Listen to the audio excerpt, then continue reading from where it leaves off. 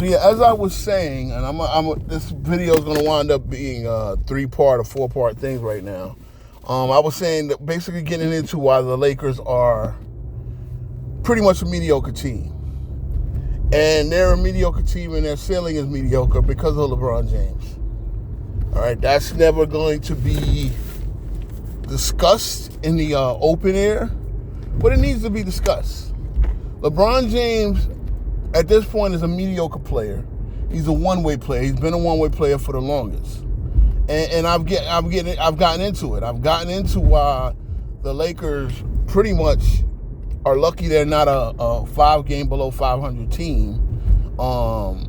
They're going to, I guarantee you, when the smoke clears, they're going to settle. They're going to be in the play-in. And if things go too left, if they get a certain mass of injuries, which, if you notice, they've been pretty lucky on the injury front the last couple of years. But if they get a certain mass of injuries, they could miss the play-in altogether, and the playoffs altogether. And if you remember, their pick come hell or high water. This is the last year. Anthony Davis trade came down in 2018. Was it the end of 2018? No, 2019. Going into the 2019 offseason, going into the year that wound up being the bubble year, right? So 2025, this league, that trade the books finally gets closed. We'll get into the value of the players that were traded away later, And again, Anthony Davis has been very valuable. He's been very valuable, but he's been misused. He's been played out of position. They got the championship, and then they got the conference finals run, and they got the end-of-season tournament. And if you notice, because this is going to go into something else, the Bucks, who are undefeated, beat OKC in the play-in tournament championship with a game that doesn't count in the standings, but got them $500,000 right in this trophy. Counted last year. It meant something last year, but it means nothing this year. But I'll get into that later.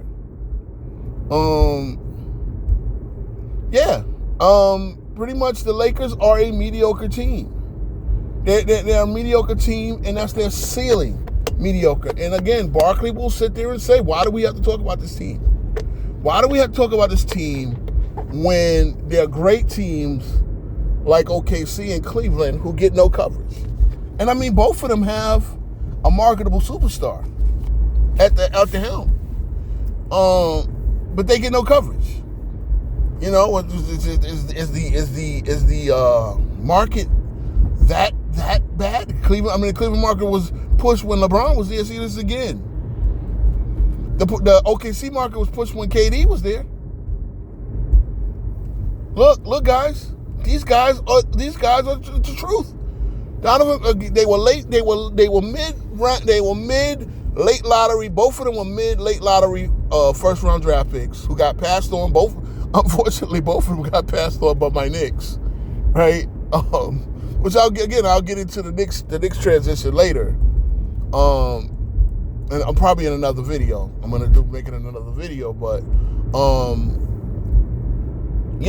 they both been pleasant surprise, great stars. Donovan Mitchell, the way he's been coached, this is a theme. Donovan Mitchell is giving up numbers, and the team is overall better. Donovan Mitchell doesn't have to go out and score 28 this year. He can score 24, 25. Give you an occasional burst, and still be. And the Cavs are a dominant team this year. Dominantly good. Now, again, we're going to see come playoff time, because what playoff basketball lends itself to is two scorers being unstoppable. That's when it comes down to it. Regular season is a little bit different. You need everything spread out. Come playoffs, things tighten up. Defenses, you play only elite defenses. You're going to need two dominant scorers who can break dominant defenses, who can break the better defenses in the league. So that's, again. But the fact of the matter is, the story right now is it. Stop worrying about June. June will sell itself. This is what the current, I'm going to say ESPN, I think TNT gets it, because TNT has been, Turner Broadcasting has been in the NBA business since the 90s. ESPN and the Disney part don't get it. They're trying to sell, and again, I think that's what they do. ESPN is kind of partners in a partnership with TNT, where both of them know that they're paying an arm and a leg for the broadcasting rights. So this is what Barkley will say. Well, listen, these people at Turner are telling me what ESPN is telling me, and they always do. They do the swap. Barkley will come on ESPN. Barkley will come on they do the swap with because Turner and CBS is in cahoots. So they wound up trying to, use Barkley and Shaq and them to push the college game. Look, the whole basketball community needs to be sold and pushed and marketed the right way. Period. They need to be sold and pushed and marketed the right way. Hell, you should get Barkley to Barkley and Shaq and them to come in on some WNBA games. Again, Barkley is good at what he is. He's good for TV because even whether he's right or whether he's wrong, whether his take sucks or whether his take is right on the money, it's coming from the hip. It's not contrived. It's not, he's saying what's on his mind. And I think this is the problem. Everything else has to be it's scripted. The fucking debates on the first take are scripted. We've heard this. We've been told this. This is why people will come and listen to people rant on YouTube. And listen, man, I'm just, like I said, I've been wanting a platform to just get my shit off, to just speak about basketball the same way I do out in public, same way I do to anybody, same way I do in a barbershop, wherever I go. All right, but some of it's good. Problem is, for about 20 years now, I've been hearing the stuff that I say in public, in private. I hear it on the television, and only from the smart people. But then I hear a bunch of bullshit. I hear a bunch of Nick Wrights. I hear a bunch of Shannon Sharp takes. I hear a bunch of people who are paid propaganda pushers. So again, for those Laker fans, for those real Laker fans out there, for those Kobe era Laker fans, for those Showtime era Laker fans, for those Nick Van Exel and Shaq and them, Eric, the Nick Van Exel, James Worthy, Anthony Peeler, Sedale, 3 Laker fans. Whenever you became a Laker fan, whether you were the Jerry West era Laker fans are still out there. All right, the Jerry West and Elgin Baylor. Hell, there might have been a few guys that still alive that saw Mikan. That's the 50s, right? So they might have been born in the 40s and saw Mikan. They're in their 80s now. If they saw Mikan in their teens, they would be in their 80s now. Whenever you became a Laker fan, if you're still into this team, what's going on with your team is a travesty. And again, you got these morons on ESPN, and I'll give it to ESPN because Turner comes and broadcasts the games. Turner will partner with NBA TV, and they do a good job. I think NBA TV, I don't see too much bullshit on NBA TV. So I believe Turner's in cahoots with NBA TV too, as well, because you see Reggie Miller, you see a lot of their announcers, you'll see Isaiah Thomas and all of them have their little, So that's the only one that's covering the league. That's the only entity that's covering the league from the Turner side 24/7. But ESPN is covering that football, a little bit of baseball, just a sprinkle of hockey. That's all that ESPN is covering. All right? So it's basically football, and football has to be in season. You're not going to talk that much football when football's not in season. You can talk basketball year round. You can have a LeBron Jordan debate year round. So the bullshit is coming from the ESPN to actually make like LeBron James load managing on the court is a good thing. It's just it's ridiculous. This is all of these soliloquies I've gotten into comes back to that. It comes back to the fact that LeBron James is being glorified for being a one-way player, for being a sometime effort player. And that, for a guy that tells you, I'm not cheating the game, that is the very definition, my brothers. That is the very definition of cheating the game. I promise you, that is the very definition of cheating the game. Because, as I will say unequivocally, without any desire, without any need to apologize or mince my words, that is bush league. That is not, you're completely cheating the game. You to play one way so you can get your numbers.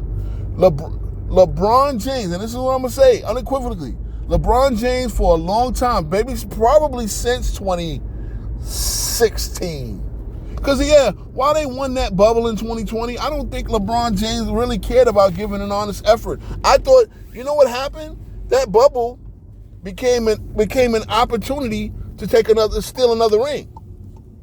Because, I guess when they traded for AD, he wanted to win. But I don't think he saw it really happening. So, really, the fail-safe for LeBron James and his legacy is to amass these numbers, which is why when you talk and you hear anything from LeBron or his fans, it's all about numbers, the numbers. The numbers, whatever little running the race. He's running a different race now. He's running a race that has already been finished.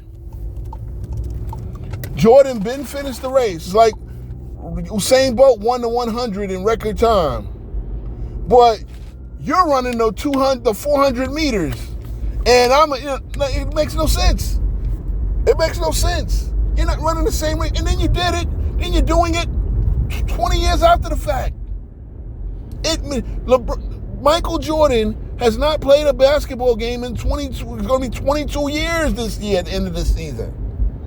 His finish was the beginning of LeBron's. And LeBron fans will sit there and criticize, well, Jordan retired because he didn't want to deal with LeBron. He see the whole thing at that little practice, blah, blah, blah. If you think that Jordan was sweating a fucking 18-year-old, you're out your goddamn mind. Jordan was playing for free. Jordan could not play and be an owner. That's what his mindset was on at that point. That's what his mindset was on when he retired in 98. The league was on some bullshit. I'm making more money off my shoes than having to beat up my body. And yes, back then you actually beat up your body. Playing 82 games. When I got a management that didn't want to bring the team back together. They wanted me to play for a different coach. They didn't want to re-sign Scottie Pippen. They wanted to send Dennis Rodman on his way as well. I'm not going to come back with a rebuild. Why? At 30, why did you want Jordan to come back? The only other option Jordan had to do was probably, and that's what was kind of talked about, and he said, nah, listen, it's better to just go. It was go to the Knicks and help his buddy Patrick Ewing win one. Or, but again, then that was something he didn't, like, wait.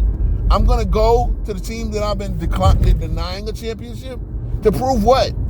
I mean, in hindsight, it might have enhanced his, but he already proved that he was the GOAT. Again, I'm not a Jordan fan. I rooted against Jordan the whole time. I rooted against Jordan, but that right there proved that. He was the GOAT. The fact that he won every time you expected him not to win, or every time you thought somebody else. Hindsight, they will act like the Bulls with his stacked, unbelievable roster squad. They will act like Phil Jackson was. Everybody knew that Phil Jackson was going to be the master, the basketball genius. That Scottie Pippen was destined to be a great player, and Jordan was just lucky to get him. They'll tell you all that nonsense, man. It's not how it works, bro. The Last Dance chronicled his whole entire Bulls career. None of that is how it works. However you guys are seeing it, that's not what happened. And The Last Dance showed it because it was documented. Nobody, wait. Did you think they started documenting shit in 1984? Or documenting shit? Well, let's just say in the middle of his championship runs, they started. Did they know about LeBron James, some poor kid from Akron, Ohio? Because that's something that you LeBron fans will do as well. Again, here I'm talking about Jordan when we were talking about LeBron and ESPN. But just see, it all comes down to it, man. This is why it all comes down to this thing, man. This is why platforms are needed. Like I needed a platform to get, just to get my thoughts out there. But the idea that ESPN, again, we're going to come back to the center point, is pushing that LeBron James load manage himself while playing is a good thing. It's just ridiculous. You cannot play 4 and 5. Anybody that it's pushed from guys, it's pushed from these analytic idiots. Idiots. And again, I don't think analytics is all bad. I think there's a place for analytics, but I think people who read analytics and use analytics use them wrong. They don't understand. Analytics thinks that we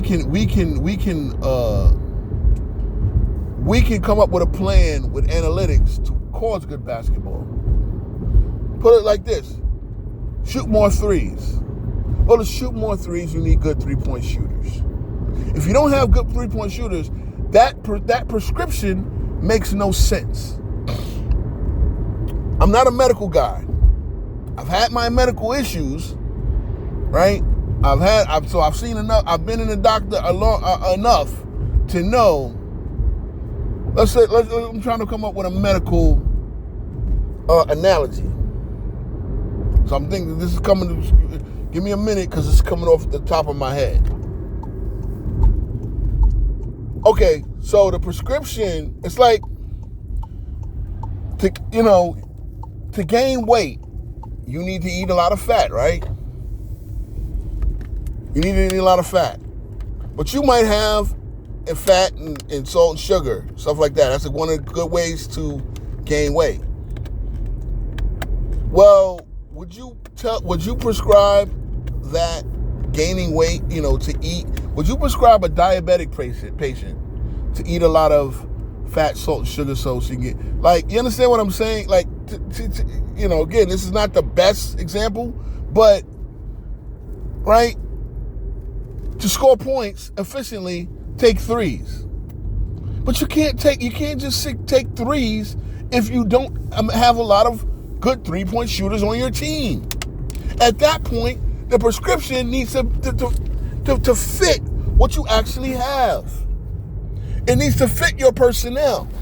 So, yeah, get as much as 3-point shooting as you can out of the guys that can shoot it.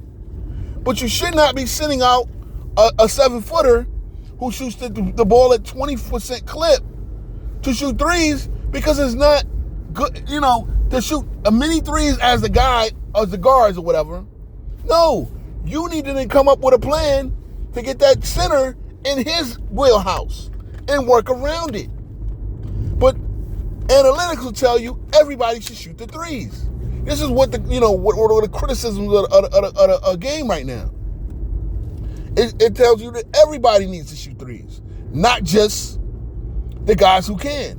And to me, it makes no sense. Again, if you don't have a good plan of attack, just prescribing what analytics prescribes to you. Don't take any mid-ranges. Again, notice that the teams that win championships in the last 20 year periods are teams who shoot the mid-range at the best level. Even the Warriors shot mid-range shots at an elite level. They were able to make them at an elite level. Kevin Durant is an elite level mid-range player. Are you going to tell me he shouldn't take it?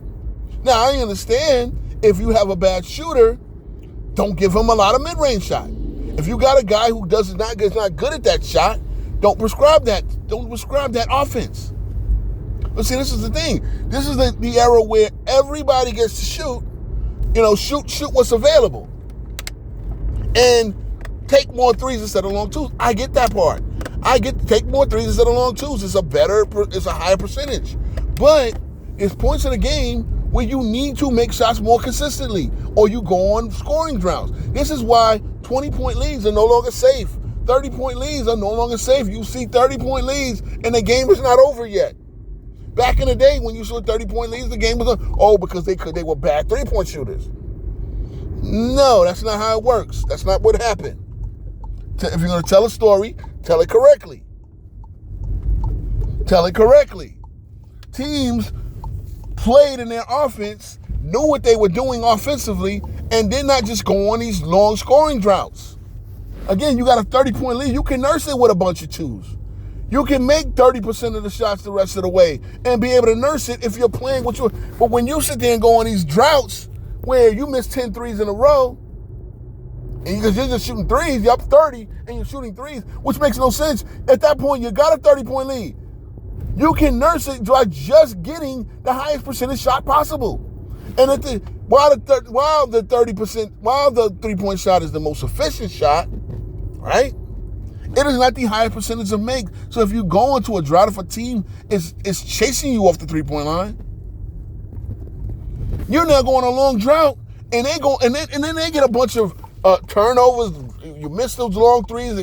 Sometimes it leads to odd man breaks, and now they're back in the game. You got to play the scoring time, but nope. The prescription is shoot threes, no matter what. It doesn't account for different times of the game. So again, getting back to the theme of LeBron. Playing no defense. Just preserving yourself for your shots. You don't understand what playing 4 and 5 defensively winds up doing to teams. Playing offense that really doesn't benefit anybody else. What that does to teams. And it's just hilarious that that's what's put out there. Like, that's what people actually believe. Like, I heard Stephen A. Smith say, "Oh yeah, LeBron is 40. He don't have to play defense." Well, he didn't play it in any of his 30s either. Don't give me these times where you saw a few blocks and a few chase down blocks. LeBron can still get a chase down block. And I've said this many times as well. LeBron will not hustle unless it's a stat at the end of the highway. There's a stat at the end of the road. LeBron will run. If I see a block coming, I'll make the effort to get the block. But I won't make the effort to help my man out on defense. I won't make the effort to slide over when my guy has been blown by to play any type of help defense. No, they got to help me. And that's the thing. Everybody has to help LeBron. LeBron has to help no one. So that's my rant on it. It's just ridiculous. Again, I hate that this had to be broken up in 3 parts because I'm busy, and when I have to switch out of camera mode, then I even if I pause the video, it doesn't go. But that's my rant on that. I'm gonna get into my Knicks rant right after this.